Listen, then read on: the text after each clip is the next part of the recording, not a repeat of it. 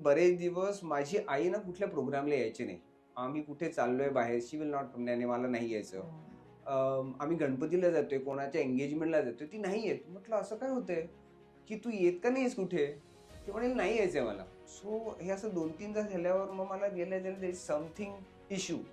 आणि जेव्हा मी तिच्याबरोबर बोलून डिस्कस केले, तेव्हा मला समजलं की she has got a urine incontinence. याचा अर्थ तिचा लघवीवरचा कंट्रोल सुटला होता. अच्छा. So she was finding it difficult. She has to go to loo very frequently, आणि हा खूप कॉमन प्रॉब्लेम आहे बायकांमधला.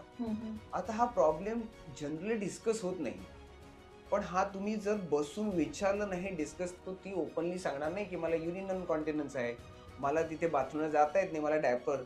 Then what I change, I introduced her to a diaper.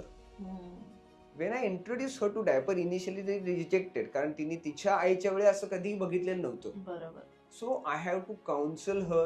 Since I have worked in the field, it was easy. But the point I'm saying is की मी तिच्याबरोबर बसलो, विचारलं, तिला solution देते. सोल्युशन ऍक्सेप्ट इमिजिएटली नाही होणार.